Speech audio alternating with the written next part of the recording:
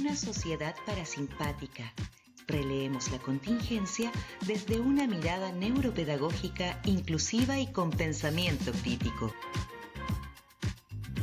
Hola, bienvenidos y bienvenidas todos y todas a un nuevo capítulo de Una Sociedad Parasimpática. Soy Felipe y como siempre aquí con mi partner, compañera Marcela Andrews. Marce, ¿cómo estás? Hola Felipe, bien, ¿y tú? Bien, gracias.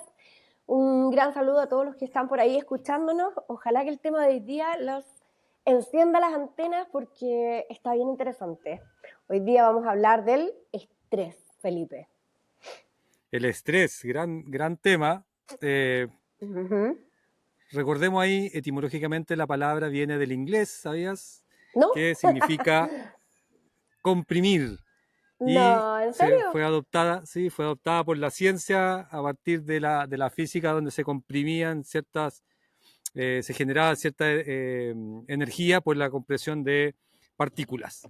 Pero bueno, eso es un Mira, dato, el dato rosa, interesante. el dato rosa del día No de tenía hoy, idea que venía de ahí, fíjate. pero Para nosotros lo nada. conocemos mucho más desde la perspectiva que vivimos una sociedad muy estresada, somos uno de los Sí, países con mayores niveles de estrés en el mundo. sí.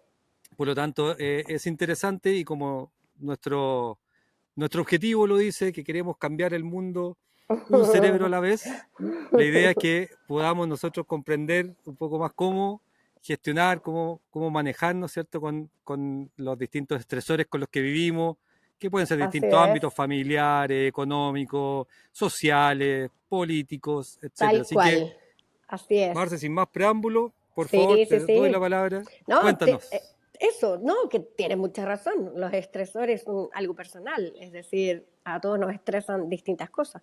Vamos a distinguir primero el estrés agudo del estrés crónico. Yo creo que ya muchos por aquí han escuchado hablar de el estrés como estrés bueno y estrés malo, estrés positivo y negativo, mientras más tóxico o menos tóxico. Bueno, vamos a despejar inmediatamente que el estrés crónico es el que daña nuestro cuerpo y a veces de maneras irreparables.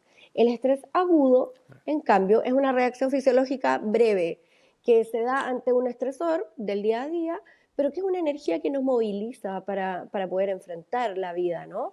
En general esto es adaptativo, necesitamos mantenerlo en equilibrio y se da por situaciones cotidianas. Por ejemplo, no sé, tú vas camino a tu trabajo y te choca en el auto. Obviamente que es una situación que a uno lo estresa, que lo va a enojar, pero no te va a dejar con secuelas de largo plazo si tú lo abordas bien. Claro. Entonces, ahí hay una cuestión que hay que hacer hincapié, en que el estrés crónico no tiene que ver con qué tan fuerte fue el estresor o lo que te ocurrió, ¿ya? Porque ahí es otro tipo de estrés que se llama estrés postraumático, que lo vamos a abordar en otro capítulo. Cuando te ocurre un suceso que marca tu vida, que tú sientes que te está dividiendo entre un antes y un después, otro asunto. Estoy hablando del estrés Claro, que se crónico. mantiene en el tiempo, claro. El estrés crónico es una exposición prolongada o recurrente a estresores que mantienen activado tu sistema de respuesta al estrés de manera innecesariamente alta y generando un desgaste biológico grave, ¿ya? Lo que enferma el cuerpo entonces es el estrés crónico, que quede claro para todos. ¿Por qué? Brevemente, una introducción así como neurobiológica. Tenemos un eje que se llama HPA, que es hipotálamo pituitaria adrenal. Da lo mismo, son 3 glándulas en distintas zonas de nuestro cuerpo que responden al cortisol, que nos ayudan a procesar el exceso de cortisol que se desencadena cuando hay un estresor, ¿ok? Y este eje, la idea es que no quede alterado con niveles más altos de los que puede procesar, ¿me entiendes? Porque cuando queda alterado, la sensibilidad al cortisol lo va perdiendo y esto va a llevar necesariamente a una disfunción que, digámoslo en términos más sencillos, pueden desencadenarse enfermedades neurodegenerativas. ¿Okay? Esto tiene que ver con el Alzheimer, con el Parkinson. Sí, a largo plazo, aquí hay lamentablemente atrofia del hipocampo. Hay desconexión entre zonas de nuestro cerebro, como por ejemplo el aprendizaje, la memoria. A propósito del aprendizaje de la atrofia del hipocampo, porque si vamos desconectando poco a poco por la reducción de dendritas, ¿no? Que son estas como pelitos que se ven en el microscopio que salen de la neurona, no importa si no lo recuerdan, pero tenemos dendritas en la neurona. Esas dendritas están buscando la activación, ¿ok? Y si esas dendritas se empiezan a cortar o a disminuir en cantidad, en tamaño, qué sé yo, y en calidad, nuestros impulsos, nuestras sinapsis se vuelven más débiles y claro, a la larga podemos ir perdiendo incluso tejidos, como ocurre con el sistema hipocampal, con el hipocampo. claro. Entonces, Hablamos de esto en el capítulo 3, me parece, sí, el sistema límbico. sí, puede ser que lo nombré cuando hablamos del sistema límbico, pero lo que quiero Sí. recalcar acá es que ocurre una neuroinflamación que daña tejidos, o sea, eso es Mm, efectivo, ¿ok? La alta sensibilidad al cortisol, además de todo lo que conlleva, porque si estás más encima desconectando este sistema límbico de la corteza, o sea, es un clásico ver que las personas que están muy estresadas, el primer rasgo es que empiezan a tener y una irritabilidad que no la logran contener. sí, Reacciones exageradas por cosas que para uno puede pensar, pucha, no tenía sí, sentido. Y cambios en el estado de ánimo, qué sé yo. Eso es visible, sí. ¿ok? Mira, hay una cuestión que es clara y es que algo que ocurre de manera tanto inmediata como en el largo plazo es que el control inhibitorio se ve afectado. ¿Ya? Entonces, las respuestas automáticas que se dan bajo estrés eh, comprometen la flexibilidad cognitiva, la tolerancia ante los demás, Claro, te aísla, entonces claro. tiene efectos sociales también. ¿Tú te acuerdas? Tú- Me interrumpo aquí un poquito para Dale. preguntarte si tú recuerdas que el otro día hubo una candidata que estaba, bueno, el otro día, bueno, ya igual fue hace tiempo, Sí, hace muy un par de semanas. enojada. Ya sé dónde vas. Fue, Ya sé dónde vas. ya, vamos, anda tú mejor. No, Si ya no, cachaste, anda tú. sí, que a una candidata se la acusó, o sea, se le tildó de tener Alzheimer, Así, tal cual. porque se veía y podría haber estado pasando por algún periodo de estrés, que Sí, los que yo he estado en campañas políticas son muy estresantes sí. y son Ah, de ¿verdad? muchos temas dando vueltas, etcétera. Mm, mm. Por lo tanto, claro, saben de esto, pero claro, usaron eso como un argumento que es muy complejo tratar una enfermedad así como para atacar a una persona. Sí, sí. Un tema sensible. Es complejísimo, ¿sabes por qué? Porque finalmente estamos ocupando siempre la salud mental para ofender a otros, Sí, como sí, estigmatizando y, sí. o sea, Y visiblemente, caricaturizando también exacto, caricaturizando. las Mira, enfermedades. ella se veía, yo vi los videos, se veía visiblemente alterada, o sea, una mujer que perdía de repente el hilo de lo que estaba hablando, se quedaba callada, hiperreaccionaba frente a algunas cosas. ¿Te acuerdas que mandó a callar a una vocera? O sea, no, de verdad, se estaba portando súper mal. Estrés, estrés, o sea, Sí, no es más. Yo no sé, no puedo dar fe de que en 10 años más esta señora no va a tener Alzheimer o sí, pero más allá de eso, ¿con qué derecho y liviandad acusamos a una persona de tener una enfermedad de salud mental? sí. Ocupamos eso para denostarla. O sea, necesitaba hacer el comentario porque realmente No, el Alzheimer no es algo que se pueda tomar para la chacota. Ninguna exacto. enfermedad neurodegenerativa ocurre de un momento a otro, es una acumulación de años. Y eso depende de nuestro sistema de creencias. Ya voy a ir con eso y te lo voy a comentar. Para cerrar este punto de los efectos de largo plazo, mira, nuestro cuerpo lo sabe, Felipe. Nuestro cuerpo lo sabe, me encanta ese dicho, tu cuerpo lo sabe. Presión arterial aumenta, elevada, mucho más de lo que para uno es normal. Enfermedades metabólicas, disfunciones cardiovasculares, Sí, alteraciones inmunológicas. Eso es cuadros de enfermedad que vienen a propósito del estrés, sí. ¿ya? ¿No? Y quienes hemos sufrido episodios de estrés Uh -huh. por algunos periodos de repente quizás Prolongado. Uh prolongados, -huh. hemos experimentado, sabemos, efectivamente, yo doy fe de eso, uno se siente distinto, anda más irritable, como dijiste, ¿cierto? Pero lo más grave, claro, es cuando ya incluso aparecen síntomas, por ejemplo, como presión arterial. Probablemente tengo aquí a la jauría, no sé si se escucha Un poco, pero ladrando da por lo ahí. ¿No? mismo. ¿Pero Ya. no te estresan? No, no me estresan, al Ah, ya, contrario. entonces no, a mí tampoco. Al contrario. Pero Sí, a lo que voy, claro, afecta. uno sabe, uno lo siente, Mm, pero claro, es importante conversarlo, así como tú lo estás planteando, para que lo podamos reconocer, eh, para que para que no lo dejemos pasar de pronto, ¿cierto? Es importante Mm. en ese sentido. Sí. Felipe, ¿tú sabes lo que es la carga alostática? Uy, no, cuéntame, Mira, porfa. la carga alostática es el desgaste corporal acumulado por la exposición repetida al estrés crónico. Es decir, cuando tú no haces caso de las señales de tu cuerpo y continúas exponiéndote a aquellos estresores y a aquellos factores que realmente te están haciendo mal, se va generando un deterioro en varios sistemas corporales al mismo tiempo, ¿ok? Y por fuera se ve un envejecimiento realmente, o sea, esto de las canas, esto que me va a sacar canas verdes, este niñito tanto que me estresa, bueno, más allá de la talla, es real que hay signos visibles de envejecimiento y Bueno, de deterioro, el deterioro de la vista, el deterioro de algunos Marco, sentidos. Sí, Marco Enrique Minami se puso canoso de una elección a otra, me acuerdo. No sé cuál de todas las que ¿verdad? ha ido, pero de una u otra de pronto se puso canoso. Fue impresionante. Hay mucha gente que le pasa cosas así De hecho, con las de hecho, canas. de hecho decían que se había puesto canas para parecer más, no tan joven Ah, como en ese ¿verdad? tiempo, Que le porque criticaban por joven. la juventud no estaba muy valorada en No, ese pues, periodo. claro. Entonces le dijeron, lo acusaron de eso, y parece que no, porque las canas se le mantuvieron durante todo este tiempo. Sí, porque después no retroceden, pues. Es Claro, una ida sin retorno. claro. Eh, Pero en los pero políticos se ve mucho. sí, en los políticos se ve un montón. Sí, bueno, y cuando uno está relajado durante harto tiempo y todos te comentan lo bien que te ves, oye, algo te Sí, hiciste, te ves súper bien. Sí, pues, claro. así se llama, estrés. Te brilla el pelo, el pelo Claro, más brilloso. claro, sí, con algunos desestresantes por ahí. Mira, yo me acuerdo un tiempo Mm, cuando me vine a vivir al sur y estábamos en plena pandemia y se dijo, oye, cuando volvamos de la pandemia, porque no se sabía cuánto tiempo iba a durar, nadie pensó que fuera a causar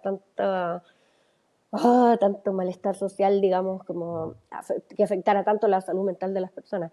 Pero recuerdo haber estado con un profesor terminando mi posgrado que dijo, ojo, porque las dendritas de los niños, las dendritas, porque ya les dije, de la neurona, se van a acortar, se van a, digamos, no atrofiar, pero se va a ver perjudicado su sistema claro. nervioso al punto que se van a ver después niños más alterados, que van a parecer más violentos, no necesariamente va a ser así, pero hay que tener mucho ojo, van a aumentar las tasas de depresión, van a aumentar las tasas de adicción.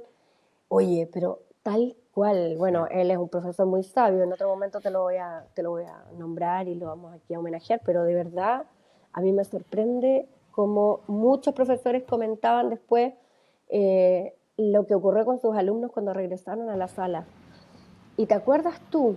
Y aquí es algo que estuvimos conversando el otro día, no sé si te acuerdas cuando me contabas de las políticas de recuperación de los aprendizajes. Mm, ¿Te acuerdas lo que me dijiste? Que, claro, las políticas sí. se enfocaron más que nada. Cuéntalo tú mismo.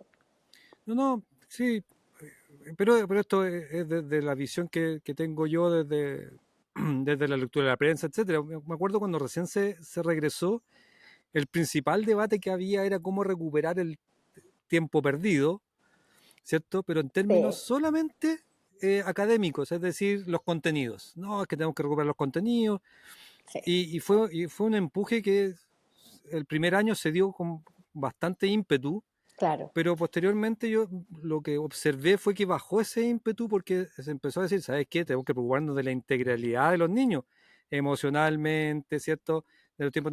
No por meter más horas de matemáticas van a aprender más matemáticas, porque claro, efectivamente estamos estresando el sistema completo. sí. Entonces fue, Sí, fue bien hace mucho complejo. sentido. Sí, Mm, porque además, bueno, hubo otro énfasis al retorno a la pandemia que tuvo que ver con cuando se empezaron a dar cuenta que no volvió la misma cantidad de niños que se fue, digamos. Entonces, la reinserción, gran tema. pero también, ojo, que ese era el momento para preocuparnos perdón, todos son generales después de la guerra, pero es que es un tema que a mí me toca mucho y me dolió porque ¿de qué hay que preocuparse? De su estabilidad emocional. Había que tener recreos muchísimo más largos, dar mucha más oportunidad de jugar y de volver a socializar. Los niños se construyen como ser humano en sociedad, bueno, todos nosotros, pero los niños con mayor Sí, razón necesitan el vínculo y la interacción en el juego. Entonces, ¿de sí. De qué hecho, sirve la recuperación de los contenidos si nunca ha sido ese el centro de hay, la labor educativa? Eso es no, nunca fue el centro en los contenidos.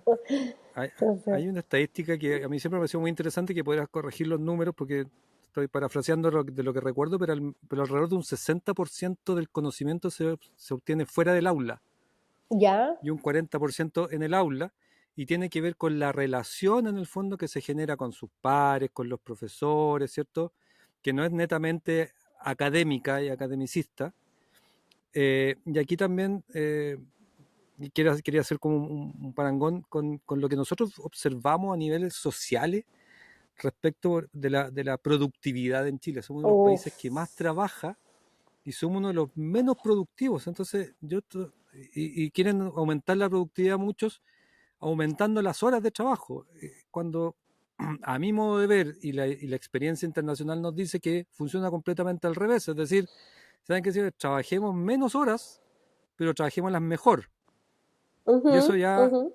podría, es como han enfrentado la productividad países desarrollados, ¿cierto? Sí, sí, Pero por nosotros supuesto. seguimos aquí peleando, ¿no? De que 44 horas a 40 horas, ¿cierto? Que por suerte salió esa ley, Sí, menos pero mal, no, sí. no estamos teniendo una función de decir, ¿sabe qué? Si nuestros trabajadores, colaboradores, como dicen, les gusta decir a las empresas, Claro. están mejor, están menos estresados, van a ser más productivos.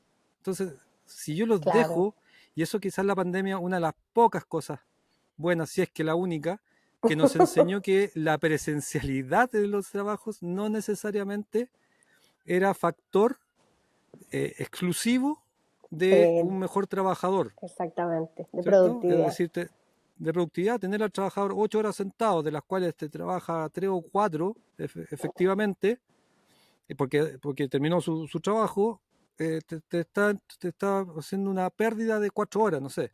Sí, Entonces te entiendo. Mira, hay que revisitar de pronto ese debate y principalmente desde lo que hablamos del estrés de las personas, quizás. sí, sí, te entiendo. Quiero acotar con algo. Mira, Dale. cuando el... Ah, gracias. Ah.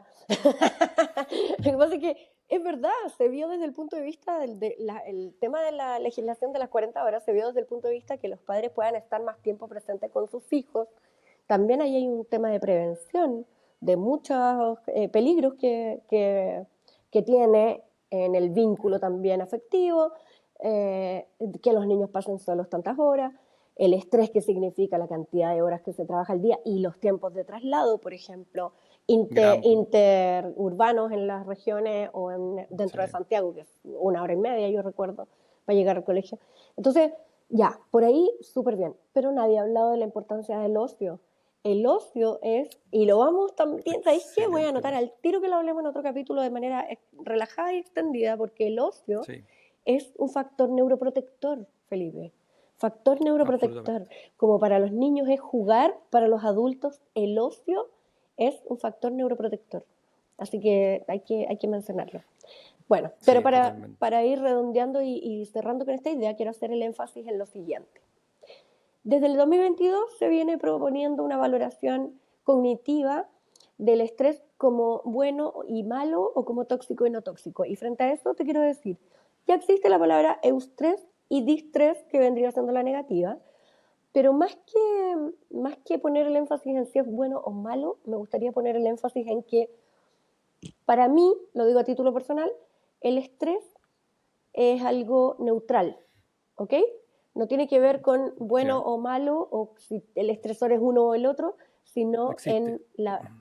claro, existe, pero sino en la exposición que tengamos prolongadamente a eso y en que esto viene de la interrelación entre lo psicosocial, ¿por qué? Porque somos seres psicobiológicos, perdón, biopsicosociales.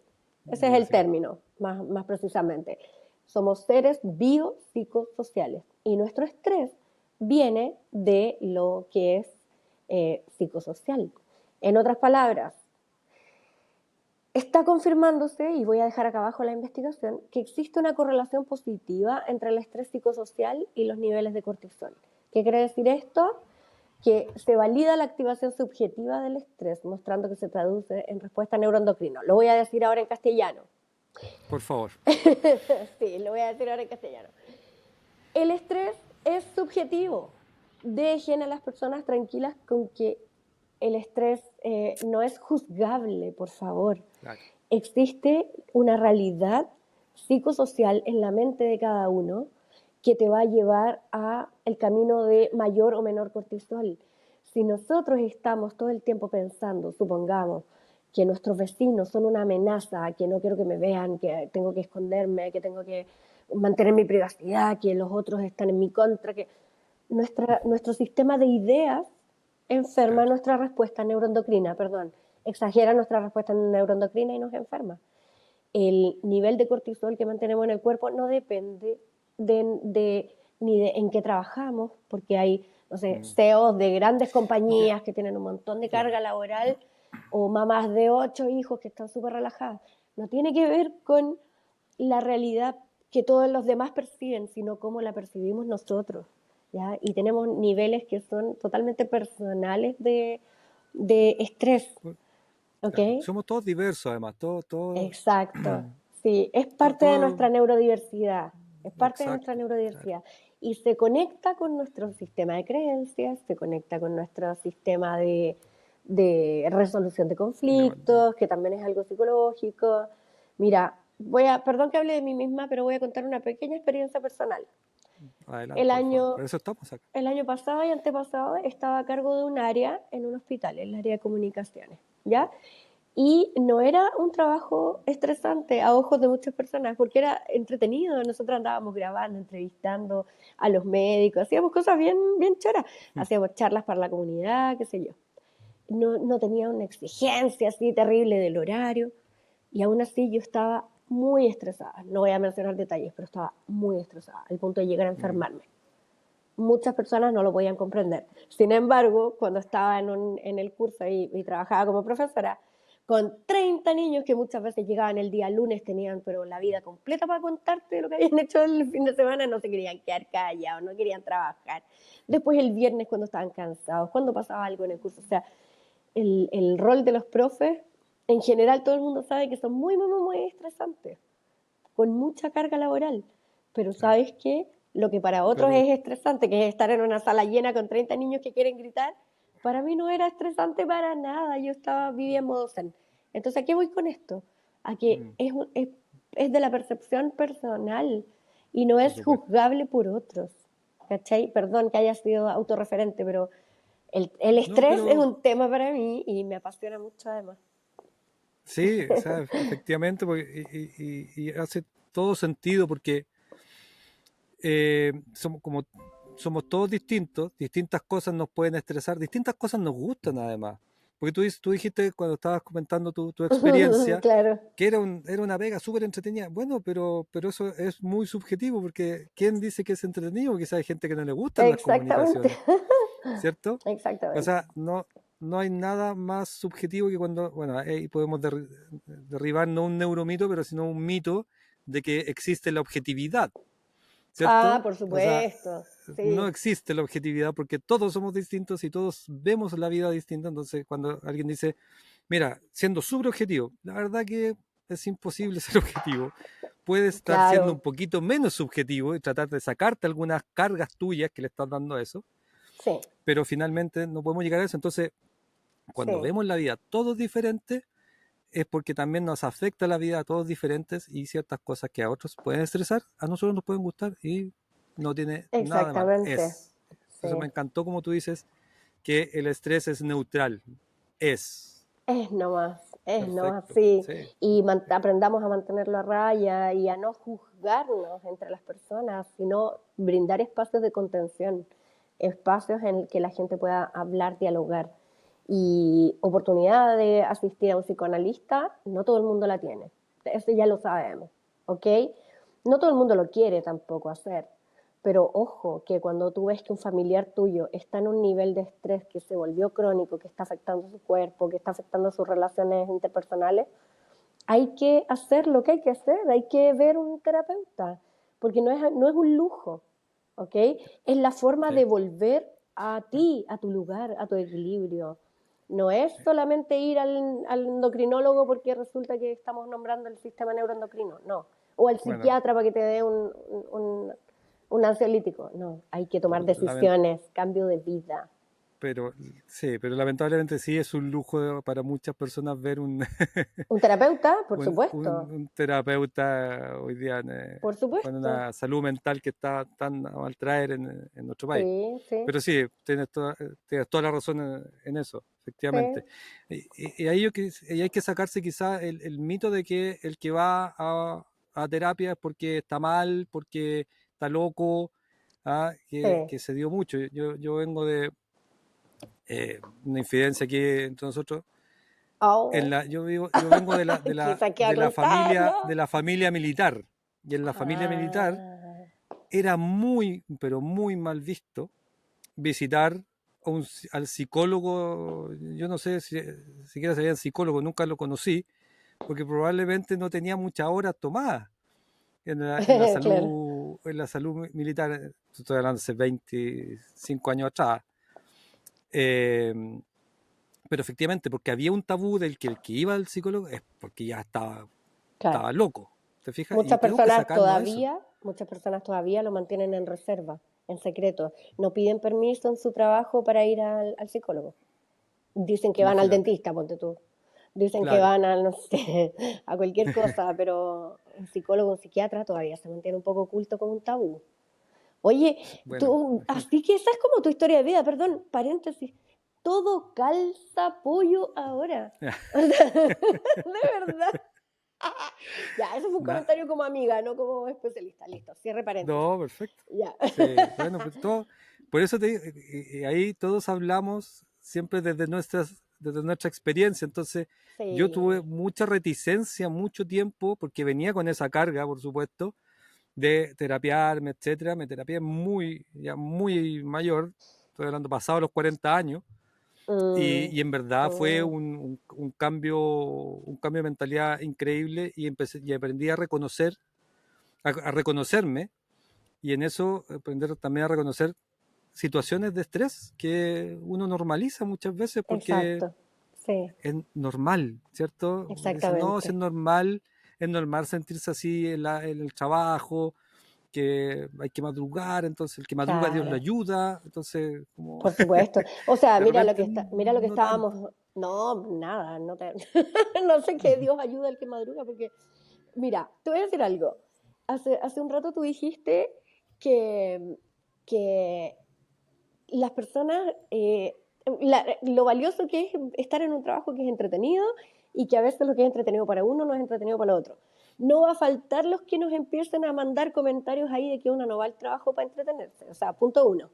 Uno va al trabajo porque necesita trabajar. Muchas personas ni siquiera piensan si les gusta o no les gusta. O sea, ya Exacto, cuestionarte si esto es tu vocación, tu realización, tu sí, crecimiento personal, ya eso es un lujo. ¿Cachai? sí, Entonces, totalmente. partiendo de esa base, nosotros tenemos que aprender a conocernos y entender lo que sostenemos. A lo mejor hay personas que no soportan estar en un lugar donde no les está gustando o no les está haciendo sentido lo que están haciendo día a día. Mientras que hay otros que todo les hace sentido porque lo que les preocupa son otras cosas. La supervivencia de su familia depende de su sueldo y da lo mismo si lo paso bien o mal. ¿Cachai? Entonces, insisto con la subjetividad. Todos tenemos algo, todos tenemos estresores. Hay que ver de qué manera, cuáles son los de uno, de qué manera los mantengo a raya, de qué manera me vuelvo a equilibrar cuando estoy sintiéndome perdido o perdida. Y ojo, que viste que siempre damos tips de mindfulness. Hoy día no voy a dar un tip o contenidos de mindfulness. Hoy día no te voy a hablar de mindfulness. Te voy a hablar de lo que mi experiencia, mis conocimientos me dicen que funciona mucho con el tema del estrés. Si usted, señor, señora, que nos está escuchando por ahí, no tiene la posibilidad de ir a un psicoanalista, bueno, parta por otro profesional que lo ayude a cambiar sus hábitos, ¿ya? A cambiar, por ejemplo, sus conductas, su relación con el ejercicio, su relación con la alimentación, porque por ahí también podemos ir bajando. De hecho, la terapia que yo recomiendo siempre es la terapia que se llama cognitivo-conductual, ¿ya? Yo estudié eso hace mucho tiempo a propósito de otros temas, no era por mí ni por el estrés ni nada, sino a propósito de otros temas, pero me voy dando cuenta cómo a través del cambio en nuestras conductas es cognitivo-conductual. a través del cambio en nuestras conductas y hábitos, vamos cambiando nuestro pensamiento. Y a través del cambio en nuestro pensamiento, vamos cambiando nuestra reacción frente a los estresores. Y para el otro lado también, si partimos por el cambio en nuestras creencias y en los aspectos cognitivos, vamos a modificar nuestra conducta, porque acuérdate que el aprendizaje se mide en la modificación de la conducta. Y esto también tiene repercusiones sobre nuestro sistema parasimpático, que es lo que nos convoca, y ya, creo que quedó claro. O sea, a calmarse, totalmente. A relajarse, se ha dicho, y a conocerse, a conocerse, a calmarse y a buscar de pronto situaciones que a uno posiblemente no le gustan, que no sé, el trabajo, estoy pensando, todos hemos estado quizás en un trabajo que no nos ha gustado, siempre se puede encontrar algo bueno, siempre se puede cambiar uno la actitud ante ciertas cosas, ¿cierto? Se puede. Sí. Así que hay esperanza, hay patria aún. Hay patria ciudadana. Hay patria aún. Vamos. Muy bien. Oye, Marce, excelente programa, capítulo, me encantó. Vamos a seguir hablando de estrés, me imagino, en los próximos, porque es un tema que pega en muchos lados, por muchas partes. No tiene fin hablar de estrés. Exactamente, no tiene fin. Oye, así que ¿alcanzo a plantear la pregunta para los amigos, no? ¿Te dije la pregunta? Ya, ok. Voy a dejar una pregunta, mi querido Felipe, para que tú me la respondas la próxima conexión que tengamos, el próximo episodio. Ya. Y también a ver si los amigos o amigas que nos escuchan quieren responderla. Ayúdenme, por favor. Que estamos hablando de que el estrés depende y podemos regularlo a través de nuestra conducta y tal. Yo quiero preguntar, porque lejos de buscar un culpable, observemos acá qué oportunidad tenemos de cambiar, ¿no? ¿La responsabilidad sobre el actual estrés de las personas depende solamente de uno mismo o sobre la sociedad en la que estamos insertos? Es decir, ¿depende absolutamente de nosotros o aquí hay responsabilidad de autoridades, legisladores y el medio social en el que elegimos vivir? Uy. O que nos toca vivir. Gran pregunta. Hay muchas variables ahí a considerar, así que... ¿De quién depende? Ahí quedó. Voy a hacer las tareas, voy a preparar mi respuesta. Muy bien, esa. Y la voy a tener para el próximo capítulo. Espero que el resto también se pueda comentar ahí. Se anime. Y me ayude a decir algunos tips para poder enfrentar gran pregunta. Gran desafío, gran capítulo. Marce, un placer. Qué bueno. Un abrazo para todos. Abrazos parasimpáticos para todos y todas. Nos vemos la próxima. Chao.